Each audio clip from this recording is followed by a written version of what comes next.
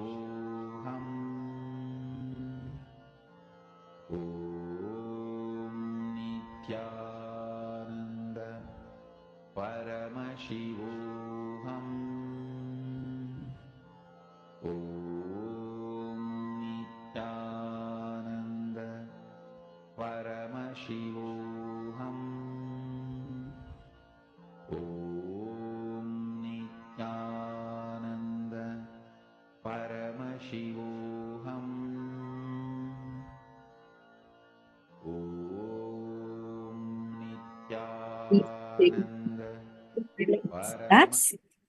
You remove your eye bands now. All of you, please remove your eye bands. Now post whatever Swamiji showed to you in your third eye. Post it as Swamiji showed me this in my third eye. Please post it now. Manjana Pradata, Manandeshwari, Maistak, Manjana Pradayini. I request all of you to post. What do you see through the third eye? See, always start it with Swamiji showed me. Can I request all of you to add that? Do not forget to add it. Say, Swamiji showed this to me in my third eye and post it.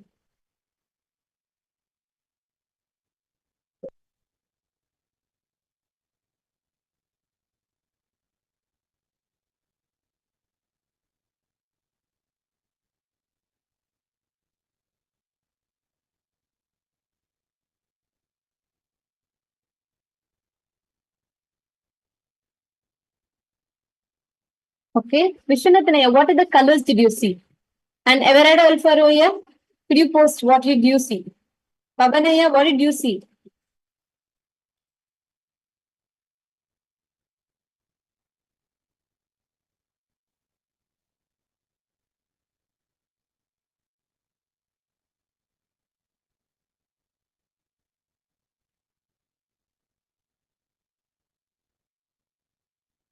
Okay, I see various different answers that are coming in. So shall we actually see what was projected to you all? The answer that was projected to you all was that of the image of honey. So that's what all of you saw through the third eye. And for you to see through the third eye, that was what was projected for you all.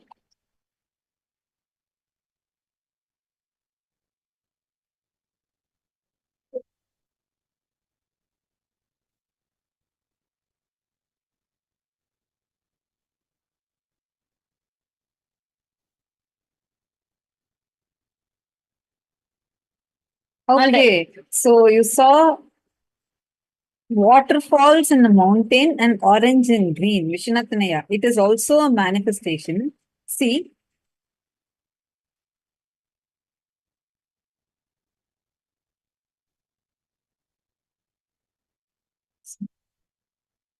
yes. See, the color, you still got it right. Are you understanding? Don't celebrate it. Offer your gratitude to Swamiji. The more and more you offer your gratitude to Swamiji, go on celebrating this part of you. You will start manifesting the powers. So it is, again, congratulations. It is also a manifestation only. Partial, very partial manifestation. It's like a first level. So cherish that more and more. You will start manifesting better. Okay.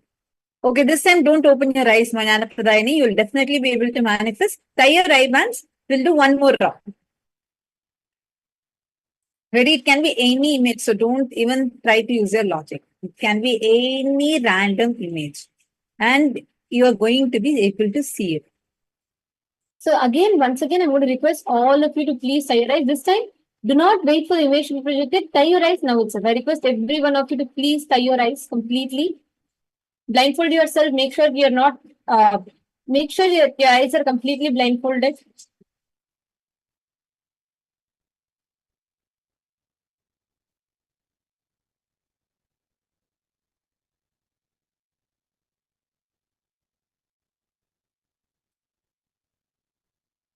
Ready? Shall we start now? Please tie your eyes with an eye band. Connect deeply with Swamiji. Enter into a deep space of oneness continuously. Any other thought, word that's coming inside of you, drop it at Swamiji's feet. Do not cherish any of those.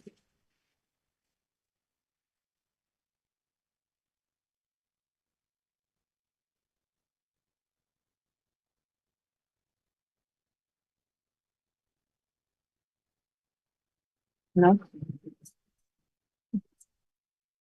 In that space of unclenching, any thought that's coming up, do not even create a thought. If a thought comes up, it's okay. Let it just pass on. You don't even engage with that thought. No reactions, nothing. Do not destroy a thought. Don't fight with any thought. Just step back, drop it, unclench. Just witness your thoughts. Become a pure witness. Now, see through your third eye. What are the colors that are shown in front of you? What is the image that's being shown in front of you? And start. Nithyananda Paramashivoham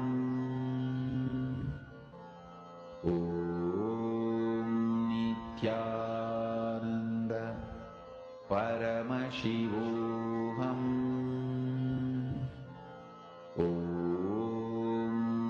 Nithyananda Paramashivoham Nithyananda Paramashivoham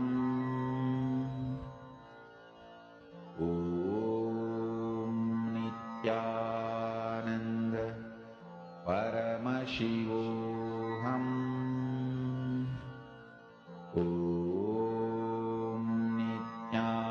Nithyananda Paramashivoham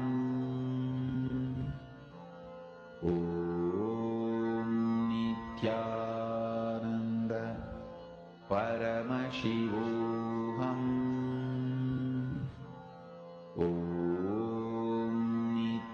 Nithyananda Paramashivoham Nithyananda Paramashivoham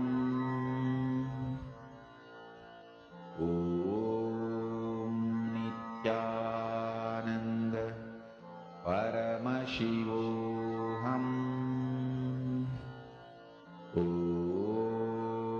Nithyananda Paramashivoham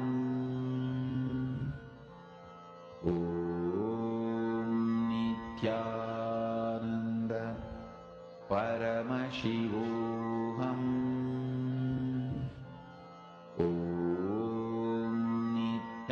Nithyananda Paramashivoham Nithyananda Paramashivoham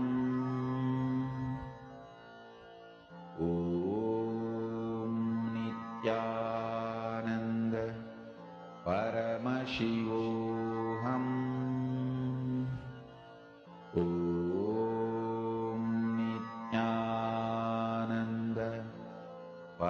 Please relax. Please relax. Please open your eyes. You can now post in the chat whatever Swamiji showed to you. What are the colors you saw? What are the images you saw? Please post it in the chat. What did Swamiji show to you in your third eye? Come on. What did you see? Ma Jnana Pradayini, Ma Jnana Pradata, Ma Jnana Pradayini, Ma Anandeshwari, Ma Istak, Ma Maha, Ma Margarita. What did each of you see? Please post it here in the chat. And Ma Chunyu, Ma Bhavani Viraya. Do come on camera. You also sit and do the power manifestation now. All of you understand this power manifestation will help you tremendously. Okay, could you also please come on camera, Ma? Because so that we are able to see you actually having your eyes tight and we'll be able to entangle with you also. Please post here in the chat what are the colors.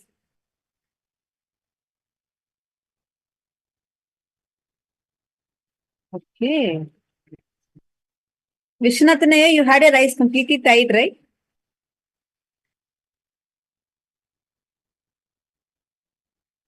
Okay. Because I have a great news for you. Okay, I'm going to show you all the answer. Are all of you ready? Anybody else who's not yet posted the answer? Please post your answers. Come on, all the participants, quickly post. Ready? 3, 2, 1, and you go. So the answer is a yellow lily, and yes, you all can see. Wow. Okay, so Vishnathanaya has posted. Swamiji shown 2 yellow flowers and a green plant. That's Wow. wonderful. Vishwanathanaya, excellent. Actually, Vishwanathanaya, you really, the way you're manifesting powers is very, very nice. I'm noticing that continuously, whenever you sit, see, sometimes you go a little off the track, you get deviated with your logic. That's only time where you're not manifesting. But actually, because of your feeling connection with Swamijaya, whenever you strengthen that, right, you're really manifesting powers very nicely. Just sit, and if you can keep making this as your experience, really you will have a breakthrough. And same way, Ma is stuck. See, do not cherish any thoughts inside of you. Like, don't allow any thoughts inside of you. Literally, Swami is actually showing you. You got, see what you're seeing. Lot of words you put, no. Just read through. You'll actually see many things are very similar. But right now, just focus on unclutching. Connect deeply with Swamiji. Simply will manifest. Okay, now all of you, please tie your eyes.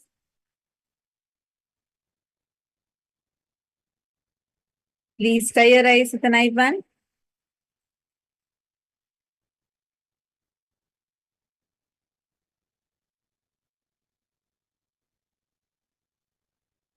Connect deeply with Swamiji. Come on, Ma Jnana Pradata. Ma Jnana Pradata. He gives you should participate more. Definitely you can manifest. Come on, sit with your eyes tight. One more round. Please tie your eyes completely. Come on, ever read Alfaroya? Please do come on camera, tie your eyes completely. And Pavanaya, just keep dropping any thoughts, any logic at Swamiji's feet. Okay, literally Swamiji will show to you now. Please sit straight. Okay, ready? 3, 2, 1. Here you go. Just start verbalizing what is Swamiji showing to you right now. What are the colors? Just start telling it out. Om Nithyananda Paramashivoham. Om Nithyananda Paramashivoham. Om Nithyananda Paramashivoham. Om Nithyananda Paramashivoham.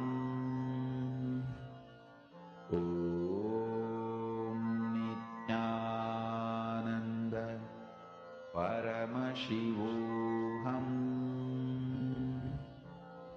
Om Nithyananda Paramashivoham. Om Nithyananda Paramashivoham. Om Nithyananda Paramashivoham.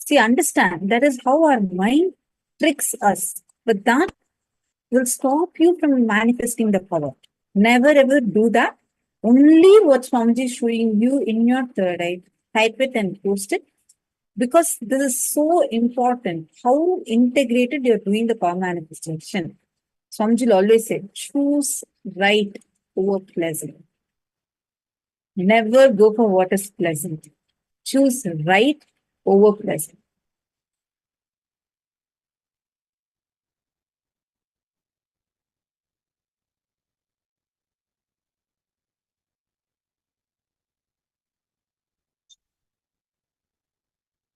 Okay, shall we now see what is the answer?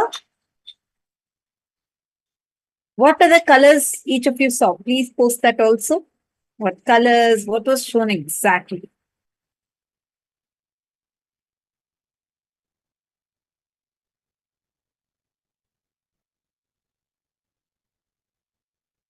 Okay, here we are now going to see the answer.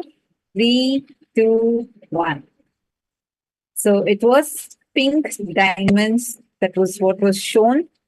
And I also saw Ma Jnana Pradayini, you had posted saying you saw something like a purple colored crystal. So it's amazing manifestation. See, each one of you focus today on only doing the completion process and the power manifestation. This power will start manifesting automatically. Do not have the thing to get the answer right. Only focus on getting the power manifestation where you're able to actually see. Okay, now it's time. Let's enter into our very first session. We're going to now be learning about Svargaloka. The very first plane, right after Bhuloka, Bhuvarloka. Bhuvarloka is the unmanifest of the Bhuloka. And beyond that is Svargaloka. What is Svargaloka plane? How does it exist? Let's now listen to the revelation from Swamiji.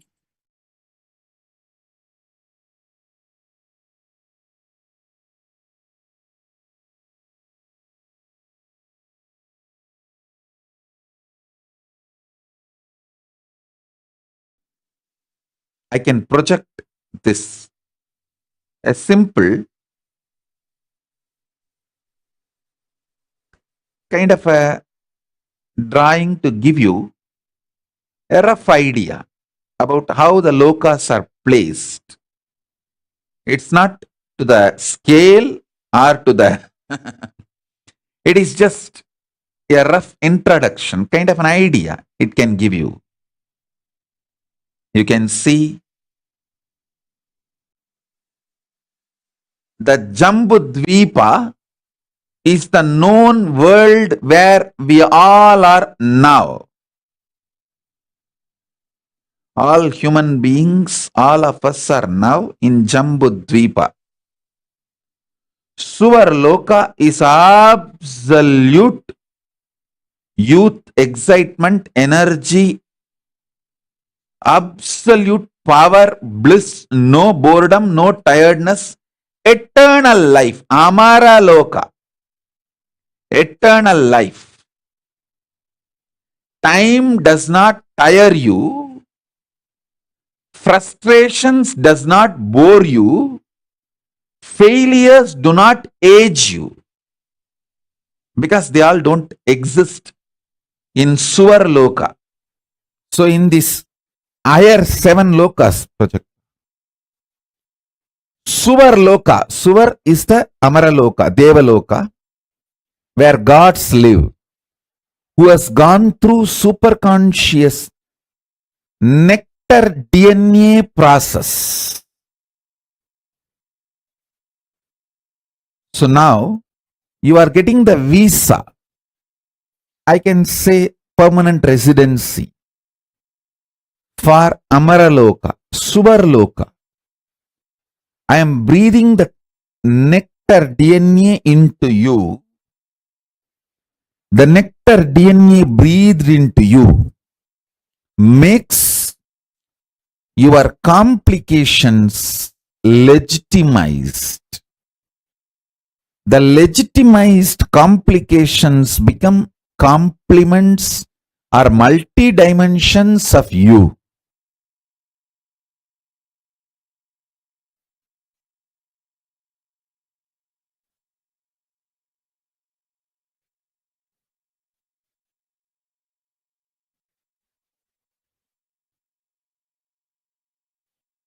The first loka,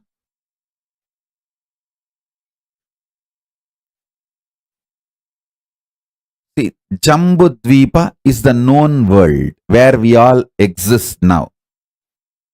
Everything science knows as the universe, and even what science can imagine as the universe is Jambudvipa. And above this is Suvarloka. A new kind of intelligence will be awakened in you, where your pleasure, making money, making relationships, health, all will be absolutely aligned. They will not be conflicting each other, complicating each other. They will just be complementing each other. You will go to gym and do yoga and gym and have your health and find your girlfriend, boyfriend there and make few millions there. You don't need to do something separately for millions, something separately to find boyfriend, girlfriend, something separately to keep you healthy and active.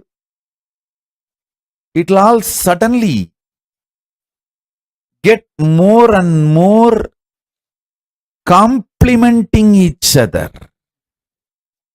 Conflicts and complications drop when your consciousness is raised. Legitimizing your complications into multi-dimensions of you and making them as part of or complements of your very being. You will just seamlessly exist with all the core aspects of you. Absolute unclutching and extreme romance. Absolute health and extreme sensual enjoyments. Absolute completion and powerful way of dealing with all conflicts. When the superconscious DNA is infused into you, not just diseases disappears, the health in the different level happens. So listen. These higher lokas, like Swargaloka, Maharloka, Janaloka, Tapaloka, these higher lokas have their own ecosystem.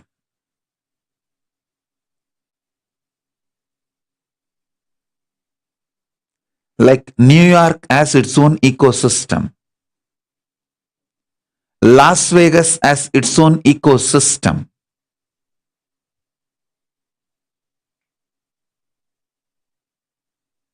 Tirupati has its own ecosystem. Kashi has its own ecosystem.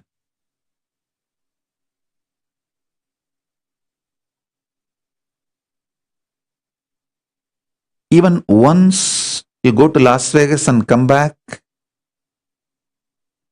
it will do something unchangeable to you about the life, pleasure, possibilities, every possible right, wrong, good, bad, sins. Same way, if you go to Kashi even once and come back, you will see absolute different possibility and different way to exist.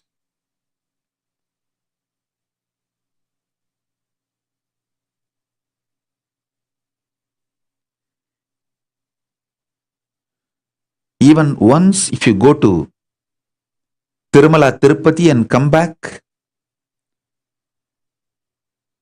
the devotion for Venkateshwara can never be erased from your inner space forever.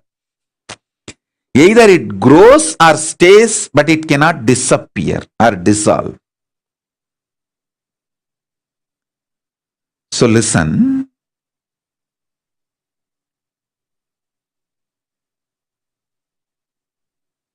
Even one glimpse, super realistic glimpse of Svargaloka, Makarloka, Janaloka, Tapoloka, Brahmaloka, these higher planes, upper lokas,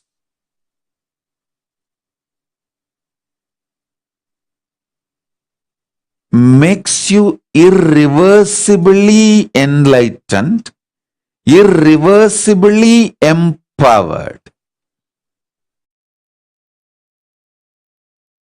For us, 1 year is 1 day for the higher time zone, Swargaloka.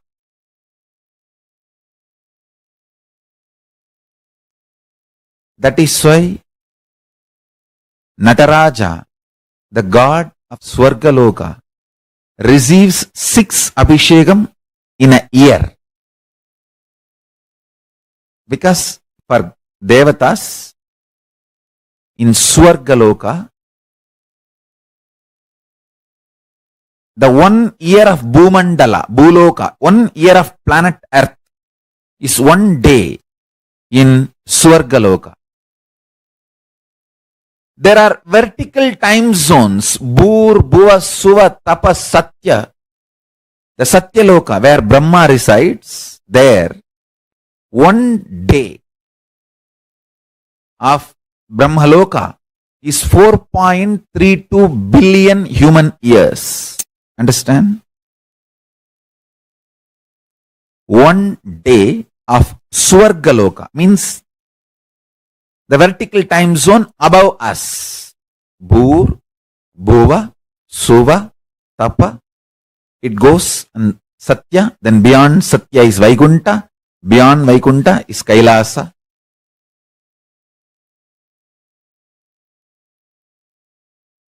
Below Atala, Vitala, Sutala, Talatala, Batala. Understand, I am not giving you some superstitious theories. No. I'll give you precise understanding and experience of these vertical time zones. And understanding about these vertical time zones as a direct utility for your day-to-day life.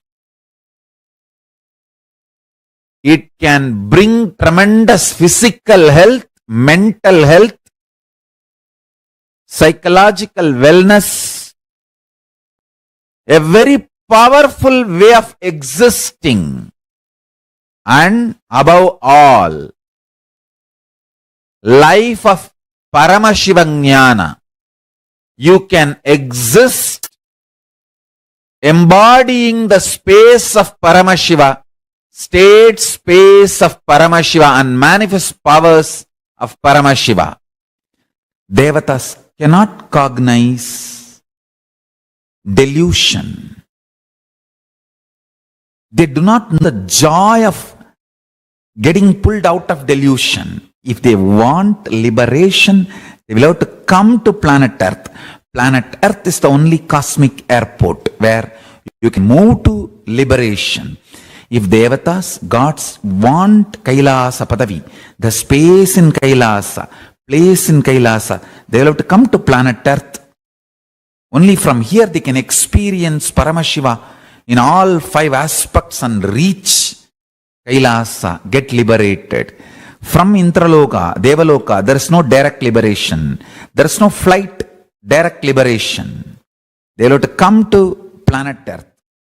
Only then they can get liberated. That is why you can see all around the Shiva temples where Devendra worshipped, Indrani worshipped, Vayu worshipped, Varuna worshipped. All the gods come down here, assume the human frame, and experience Paramashiva in his completeness and reach KAILASA. The most subtle joys of life, like Devatas, gods and goddesses, Devendra, all of them, they don't physically eat. Just the smell, havis. That's all is the food for them. When you glorify them some way through the stotras and mantras and offer anything into the fire, that havis is the food for them, because they are made of such subtle, evolved stuff. Just that praise and the devotion is enough. They are full. It's a demonic people. Even if you curse and give the food, they will eat. But the gods, just if you praise and show the devotion, that's enough. They don't even need food. More and more you evolve in subtle joys, subtle ecstasies, more and more elite you become. Understand? Whether your joys are gross, physical, violent, or subtle, that decides whether you are a classy being or pig. What is your joy matters. Blessed are those whose body enjoys the most subtle, evolved joys and pleasures. More and more evolved joys, more and more evolved being. Because when your joy is evolved pleasure, your cognitions and activities will be in an evolved, matured way. Understand? What you consider as your joy is your life. That drives you. Gracie or crazy. That drives you, gracie or crazy. Most subtle joys makes you a most graceful being.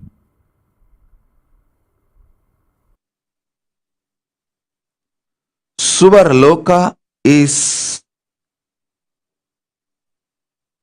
like absolute peace and joy and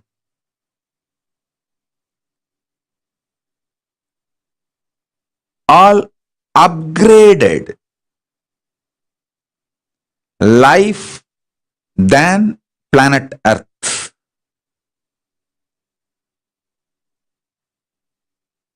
Maharloka is much higher than Suvarloka. Higher level beings go there. When I utter the word higher level beings, don't have self-doubt, self-hatred, self-denial. Whether you are qualified, are you higher level being? Please be very clear.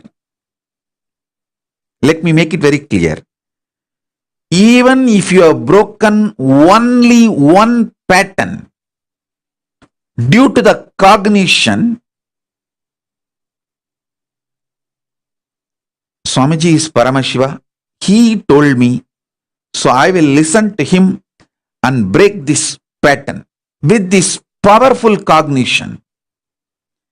Even if you have broken one pattern, it may be dropping non-vegetarian or dropping this obsessive compulsive disorder or dropping the postponing pattern or dropping the laziness in the morning, early morning laziness, or dropping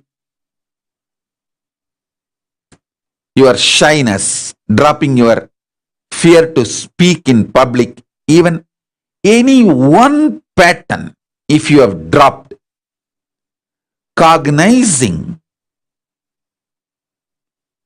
my Paramashivatva, because Swamiji is Paramashiva, I should listen to him than to my patterns. With this cognition, even if you broke only one pattern, you are qualified for the initiation. You are qualified to be airlifted, conscious lifted to higher lokas. You are qualified to be fueled, empowered with the tejas, ojas and kundalini shakti to get into the Swargaloka, Maharloka, Janaloka, Tapaloka, Brahmaloka, Kailasa itself, Mahakailasa itself. Above the Brahmaloka is Parandama, Vaikunta. Then above the Vaikunta is the space where the Kailasa, and above the Kailasa, Mahakailasa exists. So even if you have broken one pattern, you are already initiated. You have qualification to be fueled, empowered, awakened with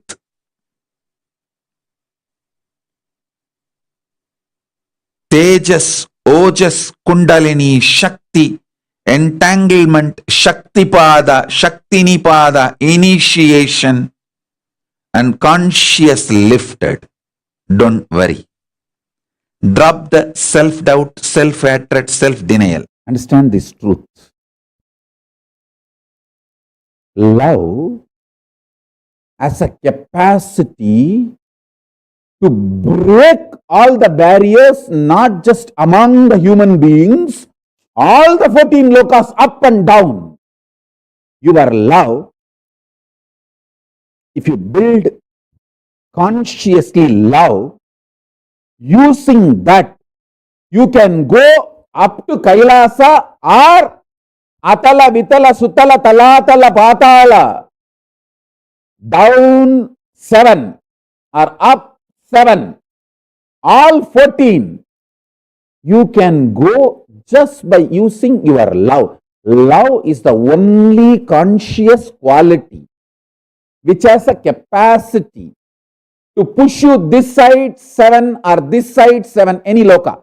Understand? If you are a great tapasvi, you can go up to only tapoloka.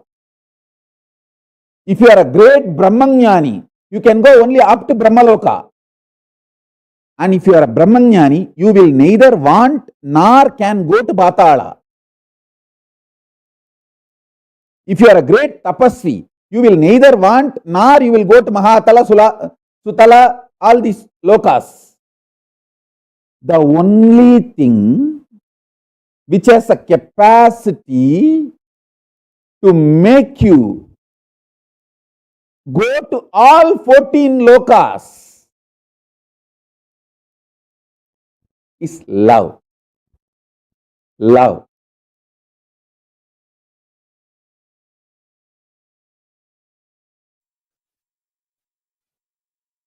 Amrita, nectar, is the superconscious principle with which the mutation, superconscious mutation will be done today. Listen. The first vertical time zone, Swarga Loka, it's called Amara Loka, where people who had superconscious mutation with the nectar lives. I'll define nectar. Listen. Nectar is the conscious energy. Amrita is the conscious energy. When infused into you, makes all your complications legitimized. Listen to this word. Your complications are complications as long as you treat them illegitimate and you fight with them. Your complications will become your dimensions when you decide to infuse consciousness into you. I know what I am talking. I'll give you an example. You may be deeply interested in your health. You may also deeply interested in enjoying food.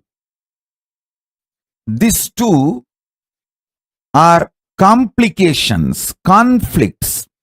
If you don't find conscious solution for both. But if nectar principle, consciousness is infused into you, you will find the knack of eating left, right, center well and keeping you so healthy, alive, active. Your complications will become complements to each other when nectar is infused in you. Listen, nectar is a superconscious DNA principle. I am repeating it so that you will all internalize it. Nectar is a superconscious principle which eliminates all the complications in you. All the complications in you becomes complement to each other. Listen. You may be very deeply interested in enlightenment. You may be beautifully, intensely enjoying sexual, sensual experiences of life. If you are unconscious about these both aspects of you, it can become complication. If Amaratva, nectar principle, consciousness, the nectar DNA, Amrita DNA, if it is infused in you, suddenly you know both are not your intense seeking of enlightenment and your intense ability to enjoy the sex and sensual pleasures are not complicating each other. They just different dimensions of you actually complementing each other. Listen. I mean what I am saying, and I know what all the inferences you will get when you hear these words. I am talking with that clarity and responsibility. Today, I'll really make you experience this Amritatva. How? All your different complications can become legitimate complements of you, dimensions of you. Listen.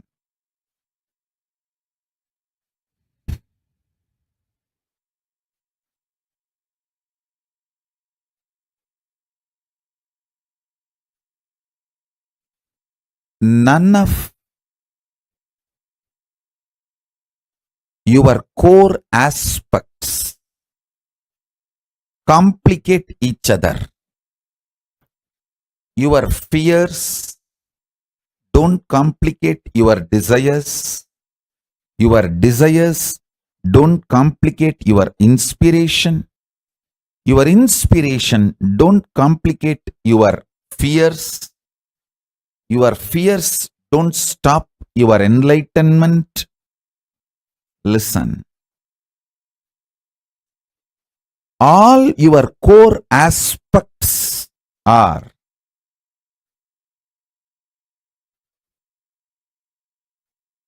actually complementing each other. A middle class BB, stupid fellows who are not interested in life, the life negative, demonic fellows, devilish fellows, they believe the middle class morals of life. They believe complicating their lives.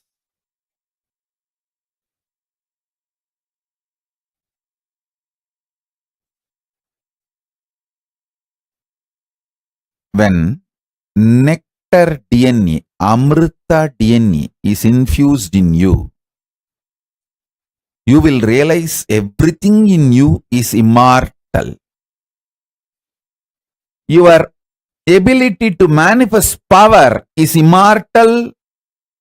Your ability to seek enlightenment is immortal. Your ability to seek Paramashivoham is immortal. Your ability to enjoy sexual pleasure is immortal. Your ability to live forever is immortal. Your deep desire for your bonda vadai is immortal.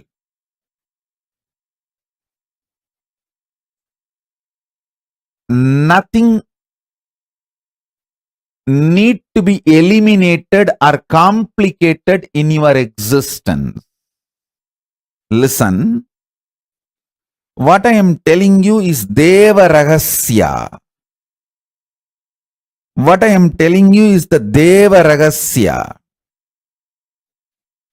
This is the principle of Amrita DNA. When Amrita DNA enters into you, you are allowed into Swargaloka. Swargaloka does not allow cheap slum dogs. It's like you enter into a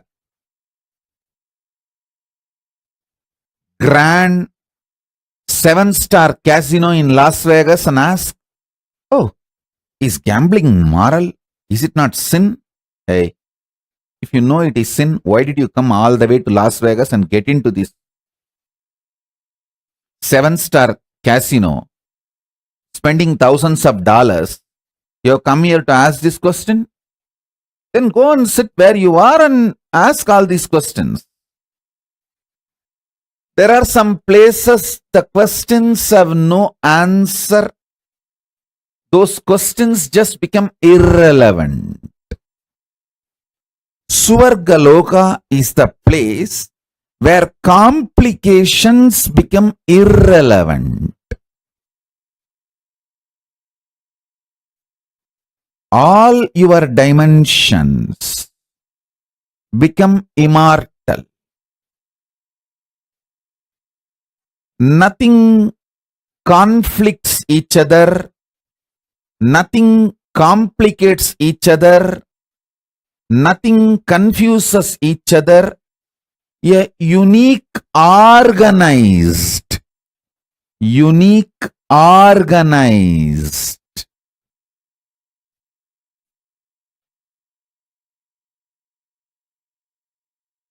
multidimensional being starts opening up in you when the conscious DNA, Amrita DNA, is breathed into you. Listen.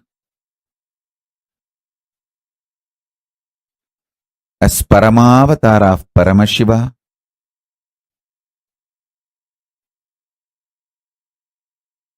with the grace of Paramashiva, by the grace of Paramashiva, with the blessings of Paramashiva, keeping him as the witness, I commit with you all. Now Paramashiva himself will breathe Amrita DNA in all of you, in all of us. Listen, through this being, he is going to breathe, infuse this Amrita DNA. I tell you, this Amrita DNA superconscious mutation suddenly will take away a lot of your complications. Don't be afraid of life. Don't be afraid of life. Don't try to hang on to your slum mind. You always feel, if I work for money, I may not be able to work for relationships, pleasures, romance. I may not have time and energy. If I focus on romance and relationships, the time to maintain my health, either I will have time and energy to go for gym and maintain the health, or to go for dance and build friends, romance, love. This is the slum mentality. Amrita DNA suddenly opens up, makes all your aspects complementary to you. All the complications in you will start dropping. You will make money with the energy which you enjoy. You will make money doing what you enjoy. You will make love, romance, friends, developing your health. You will live longer by eating large quantity of the food which you like. This whole complication or the conflicts and confusion gets burnt when the nectar DNA, Amrita DNA is added to you. I'll bow down to Ganapati, then Paramashiva, then Garuda. Garuda is Lord of Amrita. He is the protector of Amrita. Now Garuda will enter into each one of you and add nectar DNA, Amrita DNA in you all. Understand?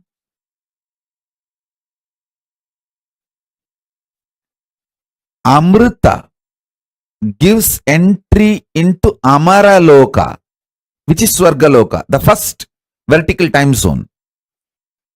All the devatas are called Amaras in Sanskrit because the Amrita superconscious DNA process is done inside you. Listen. The process now going to be done is eternal.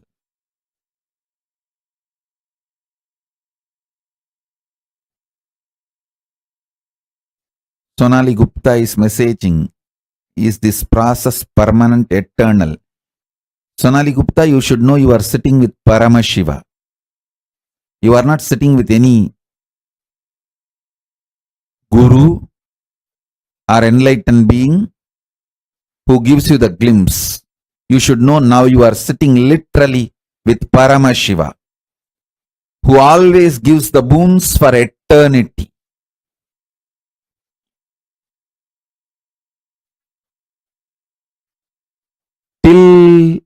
you become one with Paramashiva. This boon stays with you. After that, you become the boon. You give boons to others. So listen, this DNA, I tell you, actually, when you see this manifestation of this mutation, superconscious mutation process, you will understand, oh God, just one superconscious mutation process can do so much. Nectar principle, Amrita principle infuses such vast consciousness in you. The inner space goes through such explosive understanding. The right, wrong, good, bad, sin, merit, all this idea gets organized with a larger picture of the cosmos and enormous energy to handle all the complications and manifest it as compliments starts happening.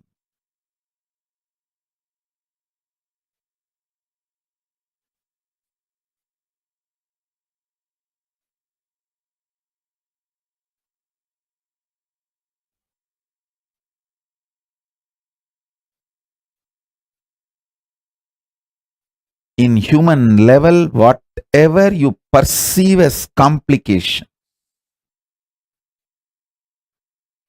all of that is blasted with Amrita, nectar DNA. And this nectar DNA suddenly makes each of your complication immortal, and that becomes complement dimensions of you. No more complication.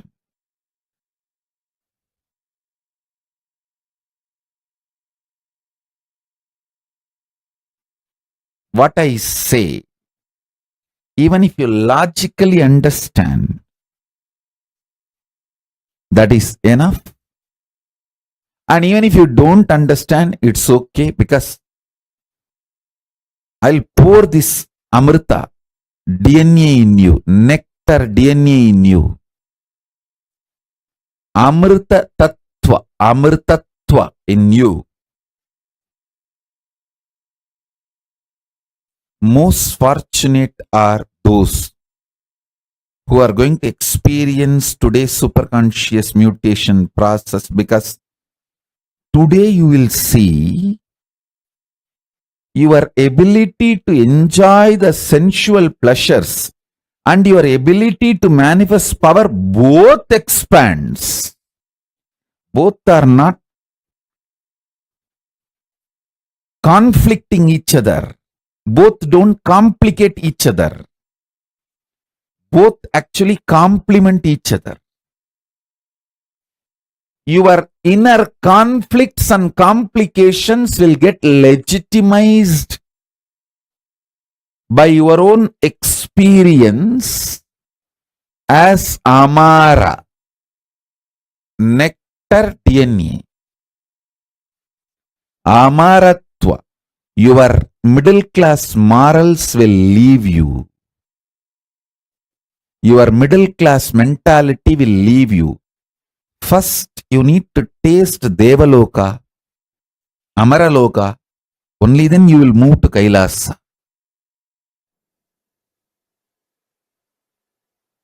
If your stomach is burning with the Jataragni, the fire of hunger, if you are still capable of feeling hunger, be very clear. your identity is already established in Swargaloka. Only if your presence is there in Swargaloka, you can feel hunger. Your capacity to feel hunger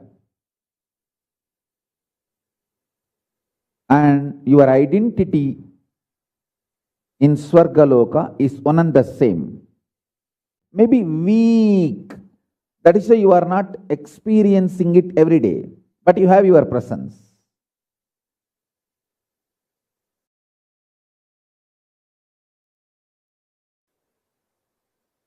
I'll elaborately explain this truth now. All the higher time zones, the vertical higher time zones, up to Kailasa, and all the lower time zones,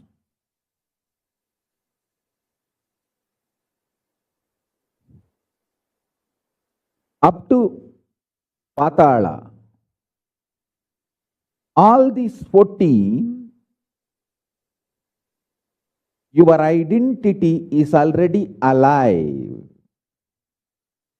It's like ladder. Anytime you can go into any one of your identities and open your life, open your new existence, open your possibilities.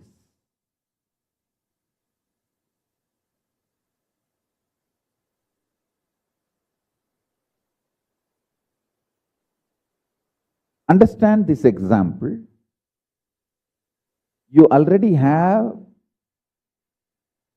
because you are initiated, you already have your identity as Kailasavasi, even in Kailasa.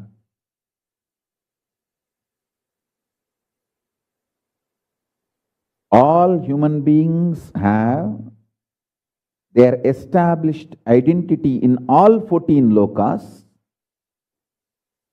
Kailasa is beyond this 14 loka, but because you are all initiated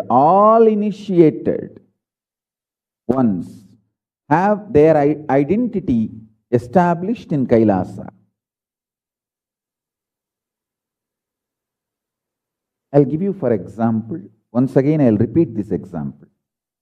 The Patala, where the Asuras live, there is a being, your extension, with your face and Asura body, Asura Sarira. Same way in Swargaloka, already there is a Deva, God, with your face and the God body. Same way in Nagaloka, already there is one Naha, snake, with your face and Naga body, snake body.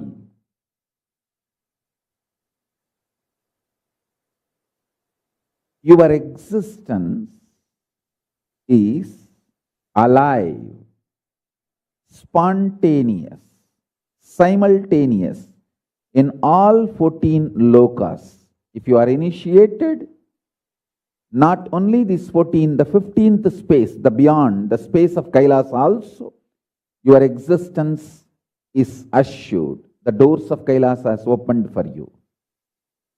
Now listen. You have the freedom to strengthen any of this identity in this 14. You have a freedom to strengthen or weaken any of these 14 identities. You can be demon if you continuously come to powerful conclusions that demonic qualities are the best to succeed in this world.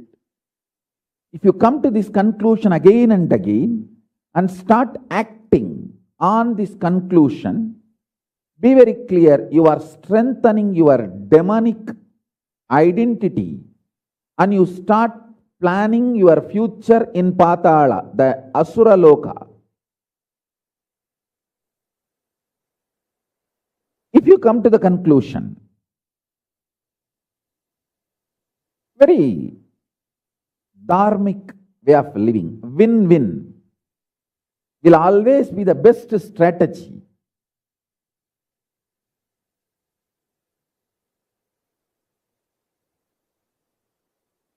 for success in the life.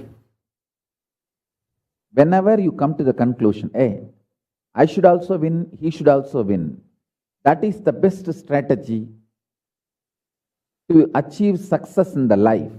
And you start executing those strategies, those conclusions, then your personality in Swargaloka gets strengthened, and more your intensity in Swargaloka gets strengthened, and you start manifesting your future time in Swargaloka. The strategies, conclusions you arrive and start executing, based on that you reach your loka, if you feel.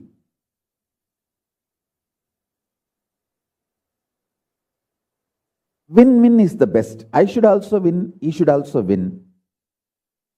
That kind of deals are the best for success. Then your Swargaloka identity gets strengthened. You start manifesting Swargaloka in your life. What I am revealing today is the principle of karma.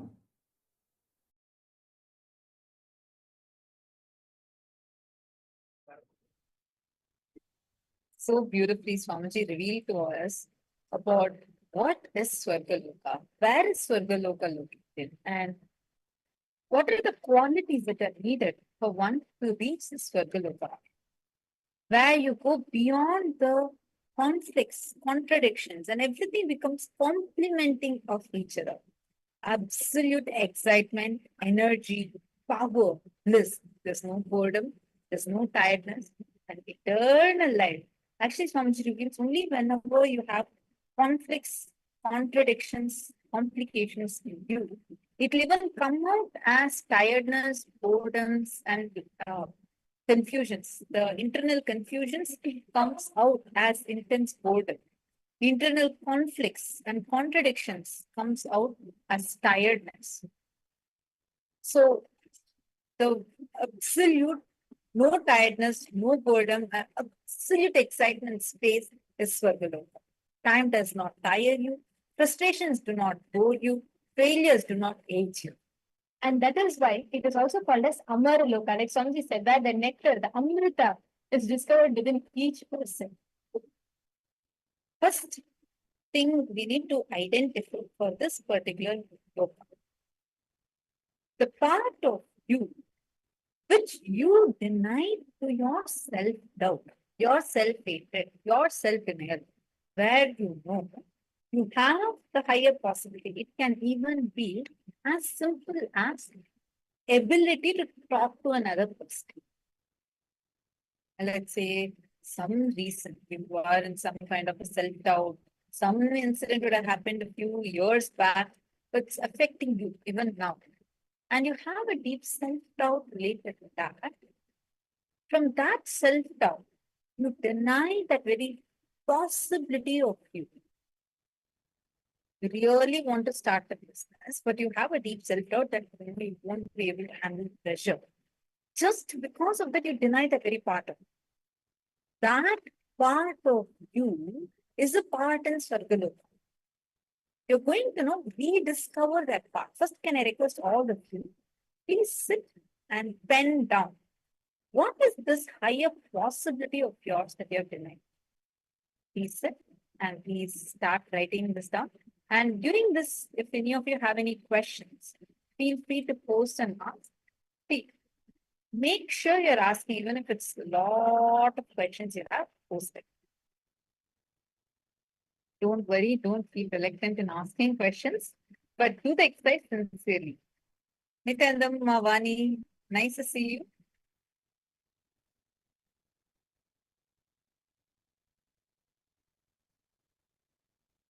Come on, all of you, please sit now and start writing this down. Have all of us understood the exercise? the part of you which you deny due to your self-doubt, self-hatred, self-denial. If any of you are writing, you want further help, you can also post what is that part that you're discovering, and we can help you from that. Just post it here in the chat. Let us start now.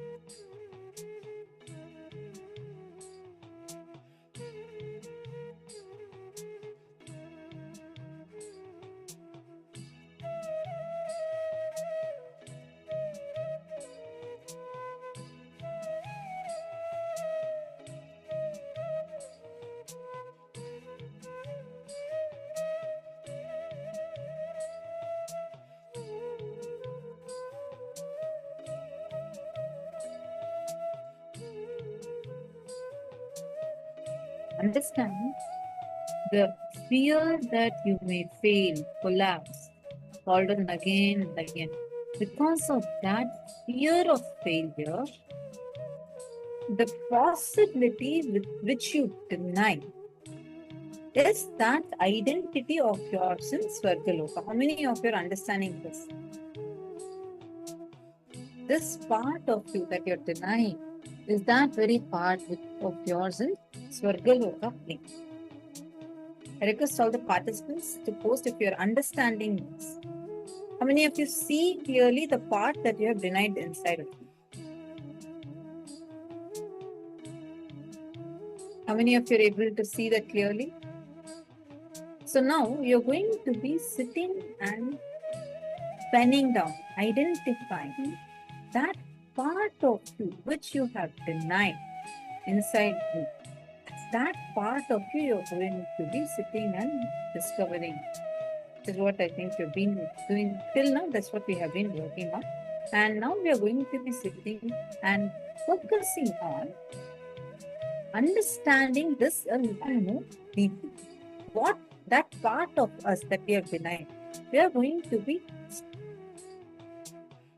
deciding ferociously. Hey, even if I fall, it is okay. Even if I fall, it is okay. I will not give up on it. See, no matter what happens, never ever Swamiji gives up on himself. No matter what happens. So let's take that decision strongly right.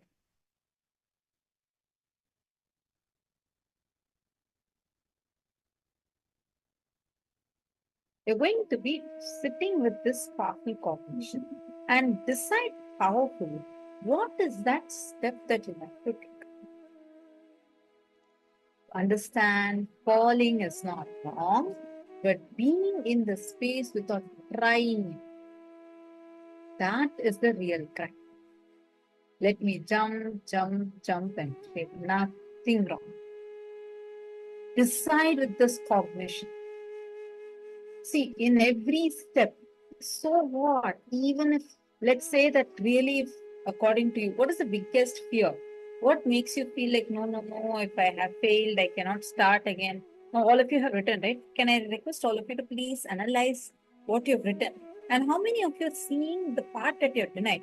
And how many of you are realizing these are the parts that you're denying inside of you because of this fear of failure that you're having inside? Please post it here in the chat.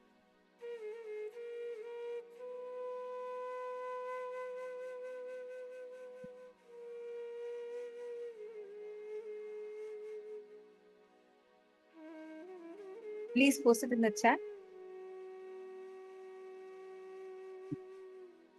If you're able to understand this part of you that you're denied because, oh my God, I failed in this. Like it can even be a simple thing, like your relationship aspect. You just don't want to get into relationship with a certain type of people because you're so afraid of it. You feel like, no, I have already failed before. That part inside you, it's so painful. It's like a pus wound sitting inside of you, because of which you just deny that possibility for yourself. I request you to just give an example. Marshini, I see that you posted saying, yes, I do have that fear of failure because I did fail in the past. Can you give me an example? Now, because I request each of you to sit with yourself and you're going to actually analyze that fear. Sit and complete with that incident that's giving you the fear. And firstly, mainly the most important step, decide inside of you. Trying and falling is not wrong. Not trying and giving up is the real crime. Try, jump. Go on trying. It's okay even if you fall. What is going to happen to you? If you realize, hey, even if I fall, Swamiji is there to protect.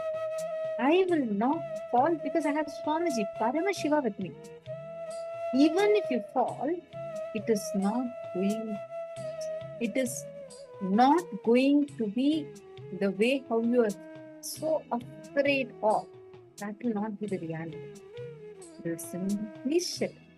You will get the ability, courage, and the knowledge how you can excel.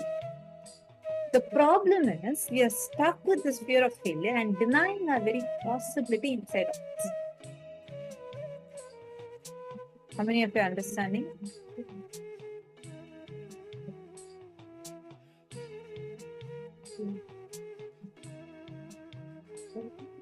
Now take a few minutes and sit and make this as a strong decision. Sit and decide ferociously inside of you that you will not cherish this fear anymore.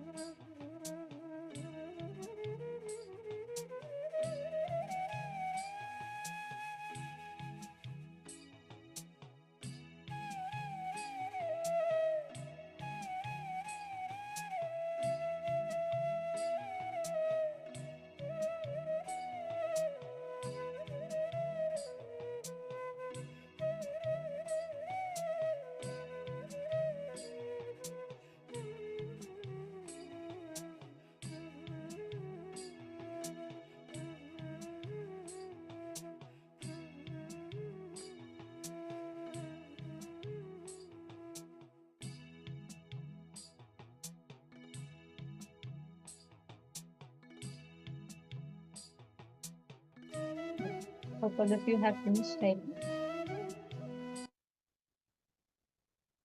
Please understand this Swarga Loka, the space that you will experience today, whole day we're all learning about how you can go beyond all the kind of how you can conquer your enemies, how you can win over all the enmity that you face in life. We're learning some of the most important sacred secrets, isn't it?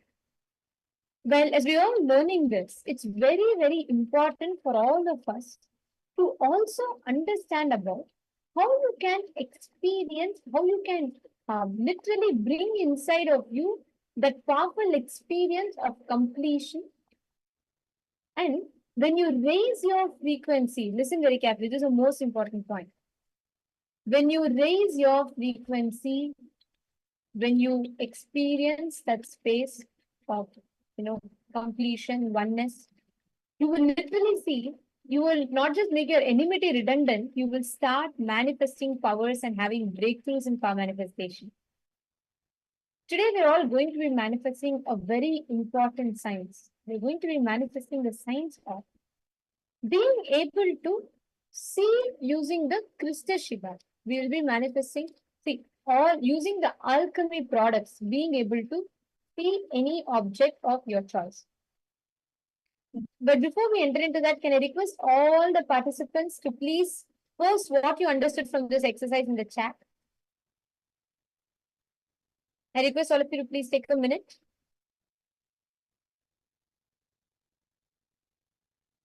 Please post what you understood from this exercise in the chat.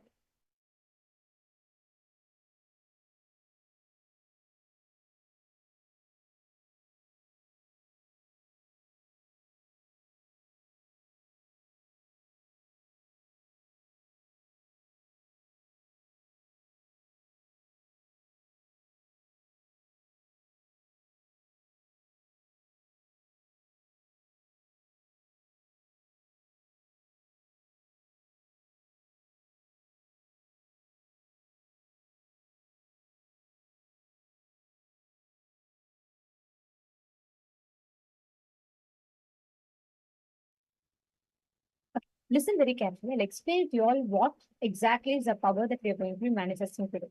See, like Swamiji explained to all of us, right?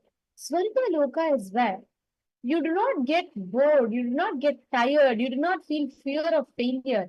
Everything, because you will experience that eternal excitement for life. That is what is Swarga Loka. Today, the powers we are going to be learning. Bhagavan Subramanya, who is the deity for today, Somaskanda Murti and Shishabhava Murti are the forms of Paramashiva along with Subramanya, right? If you study Bhagavan Subramanya, right, he is known for his invincibility, his powerful inner space. Understand? Literally, this is the exact experience that all of us are going to be receiving. Please understand, each one of you that are here, today we're all going to be experiencing this only through the initiation of Swamijis. But let us understand what Krista Shila or an alchemy product is. And for this power manifestation, I'm going to request all of you to please, those who have an energized mirror and granite slab, please bring it. If you do not have, please bring a mirror for the power manifestation. I request all of you to please bring a mirror and settle down.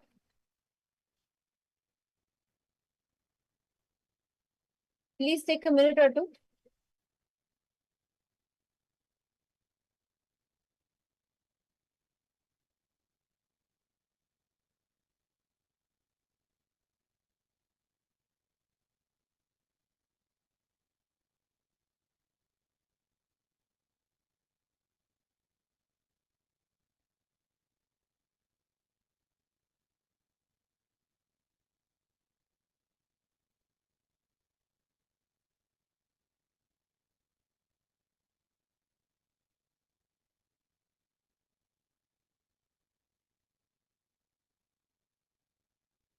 All right. Now, I'm just going to explain to you all what exactly is an alchemy product. Listen very carefully. Now, all of us know about battery bank for phones. We have battery banks, right? whenever, like, let's say if you're going traveling far somewhere, you charge your battery bank, the power bank. You take it along with you. And whenever the phone runs out of charge, you use the battery bank to charge the phone. Correct? Am I right? Now, listen to this most important part. The Krishna Shila or the mirror that you use for manifesting powers literally acts like a battery bank. It holds the energy for you to manifest the power manifestation, for you to manifest powers. One of the most important aspect here, the Krishna Shila in front of you holds, it will be like it will hold the energy independent of your ability to manifest or not. The Krishna Shila will act like literally like a power bank for you. Whenever you, even sometimes you may not be able to manifest, you feel like, oh, I'm not having a breakthrough at all, I've been trying. Then you can use the Krishna Shila, which will support you to manifest more. Mirror and Krishna Shila is a spiritual alchemy product. It does not need any maintenance. It is just, it will respond and answer to you just like a deity. It's a spiritual alchemy product. It works on your neurological system and it percolates your whole system and becomes your reality completely. These alchemy products are the products which Swamiji himself blesses. And he literally energizes and trains you to manifest the powers using that. You all can see here on the photo that's shown to you all. This is a set of alchemy products. Krishna Shila, which is a granite slab, mirror, Kashaya Vastram, or when I say Kashaya Vastram, I mean the Kavi cloth, and then the banyan tree leaf or the yantra. So mirror is only an initial training level to see the records, and the granite slab is the place where you can actually see it permanently. So throughout through the spiritual alchemy products, your default future can be studied, and then you will be able to train yourself manifesting higher level of these powers. It's a science. And understand these will also directly help you to raise a very frequency that you are in. And these just manifesting powers can directly help you in every endeavor of your life because you're accessing the inner potential energy that you have inside of you. You're accessing that. And from that space, you're operating.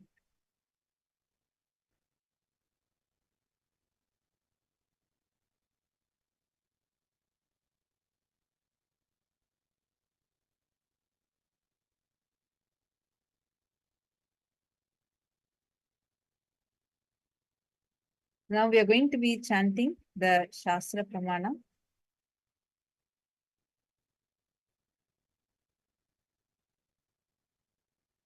This is a Shastra Pramana, the scriptural reference for the power that we are going to be manifesting now, the power of third eye. It's given in the Vijnana Bhairava Tantra, in the 34th Sutra, 11th Dharana.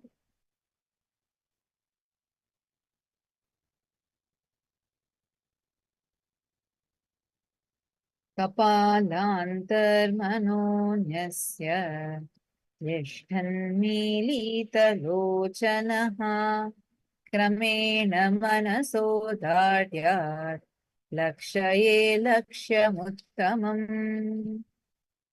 By fixing the mind on the inner space, within the crown center, and sitting stably without any movement, having the eyes closed, in succession, by that stability of the mind and inner space, through the power of the third eye, one directly sees the ultimate goal, Lakshyam, by having the vision beyond the sight that reveals any object or place, attaining the space of oneness with the source Paramashivoham.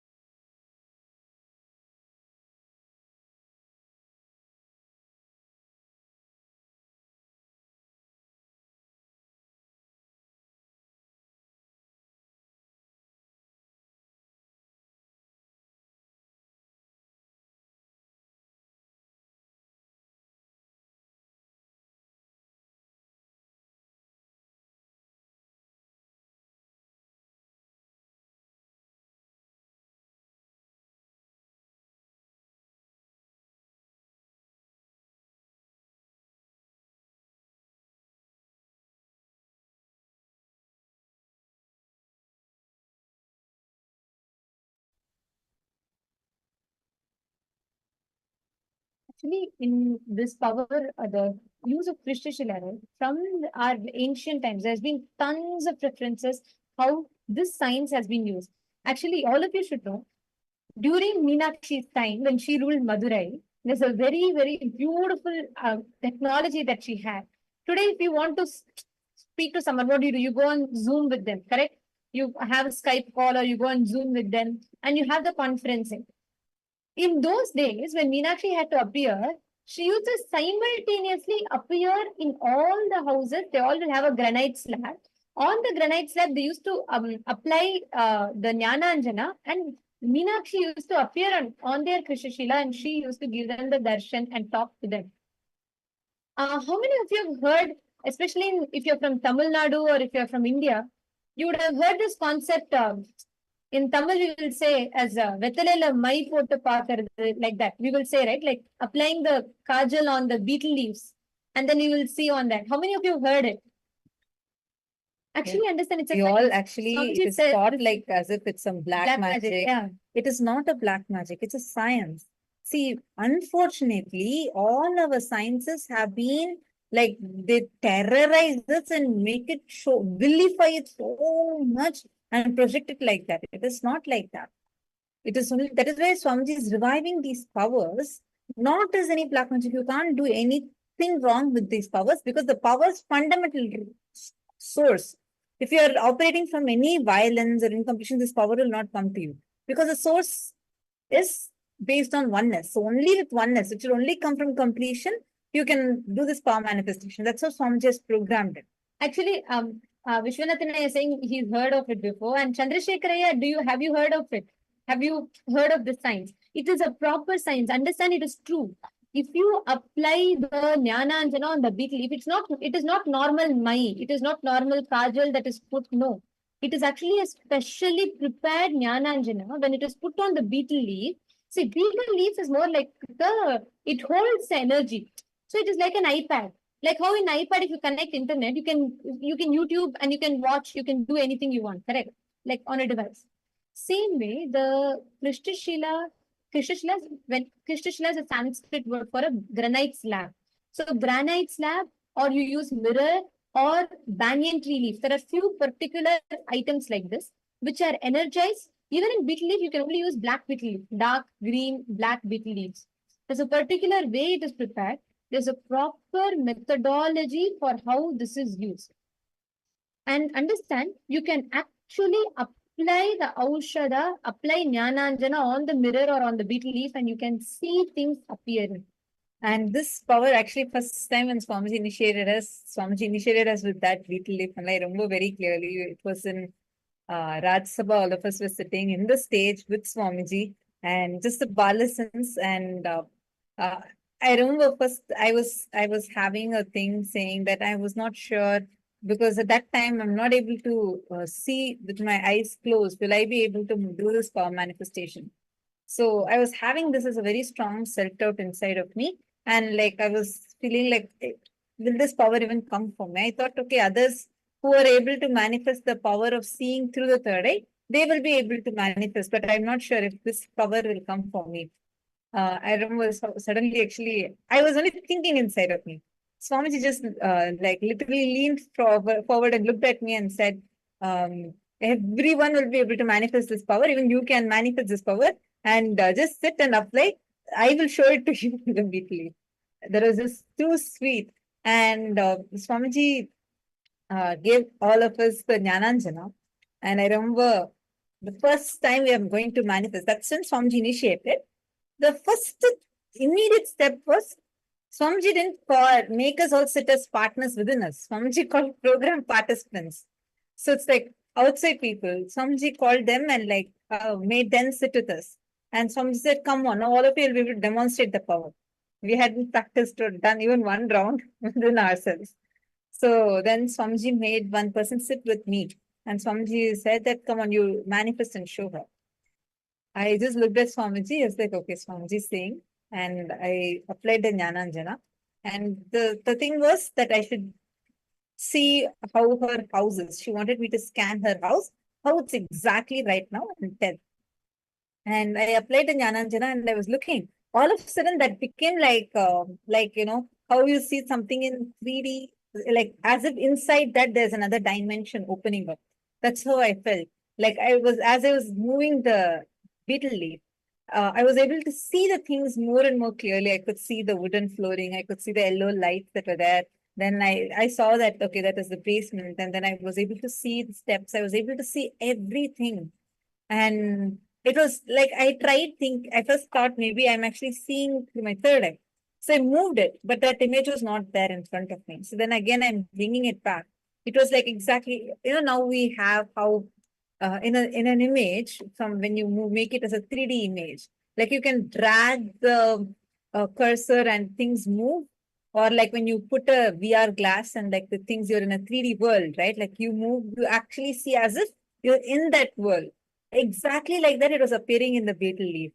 So that was the biggest breakthrough I had in that power.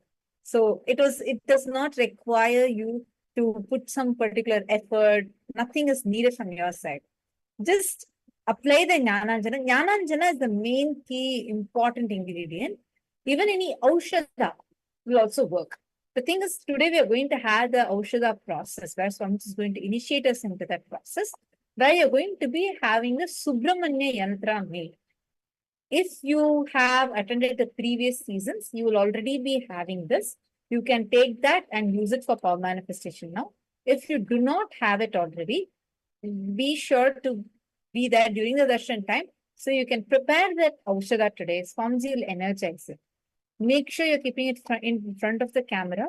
Swamiji will energize and bless it.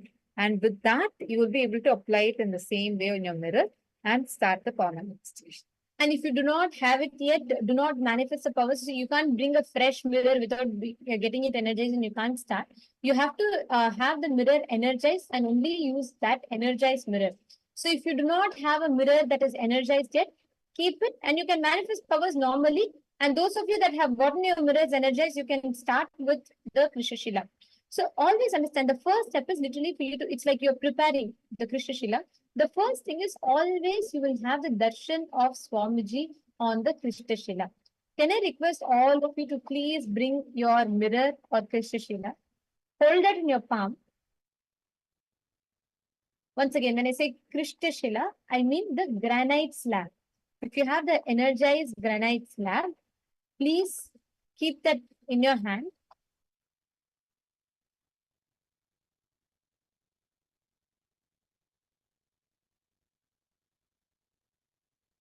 First, connect to Swamiji. Actually, request Swamiji to give the darshan. Swamiji will give you the darshan. You'll be able to clearly see Swamiji appearing on the Krishna Shila, and Swamiji will literally be giving you the darshan. You'll be able to clearly see it. Take a few minutes.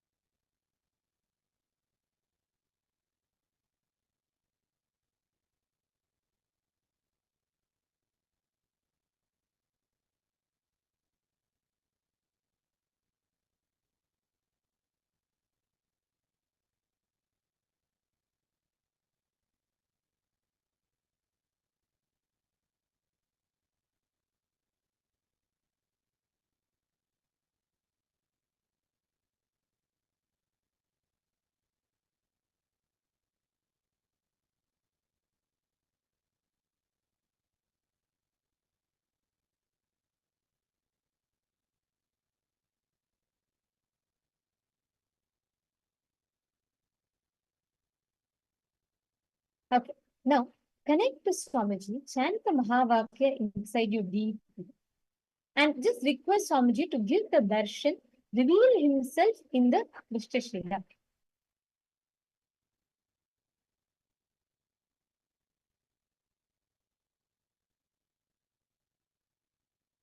Soham. Om Nithyananda Paramashivoham. Om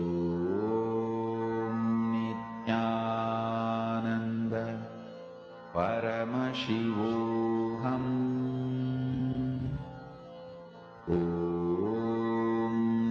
Nithyananda Paramashivoham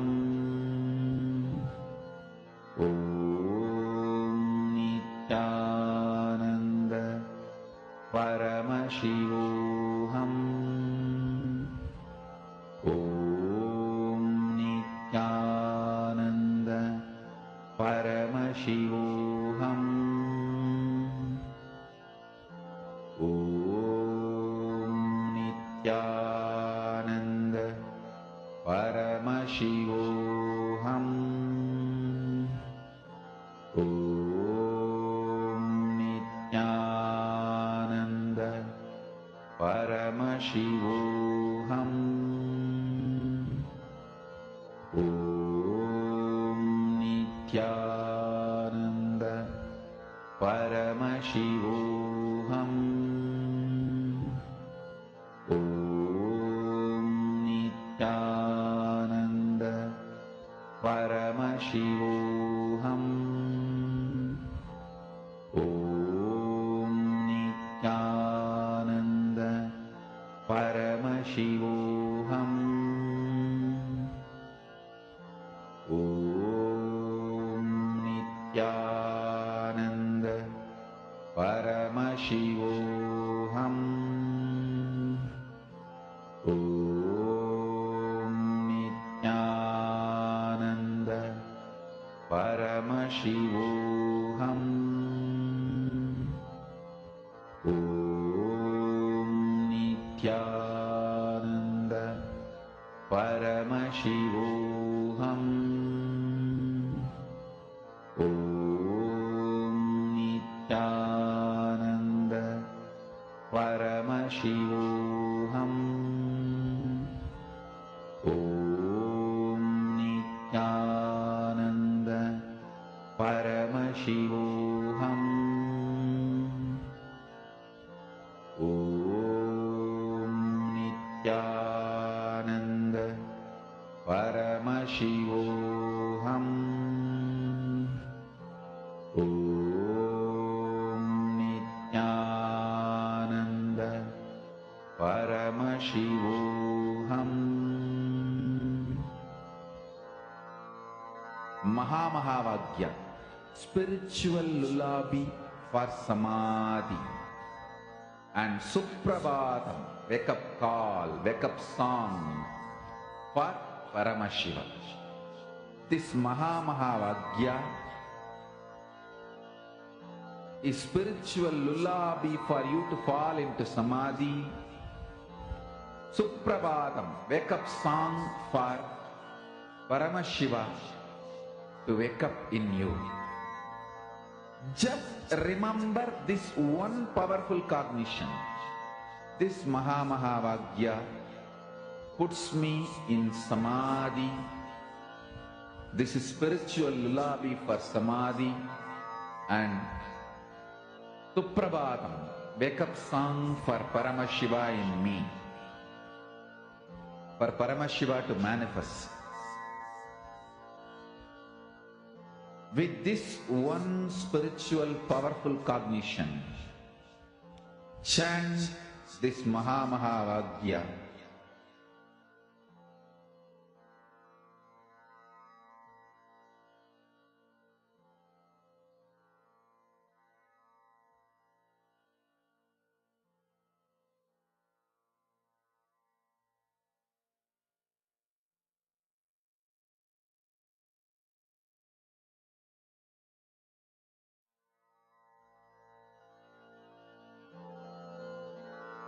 Mahamahāvāgya, spiritual lullaby for samadhi, and Suprabhatam, wake up call, wake up song for Paramashiva, for Paramashiva to manifest.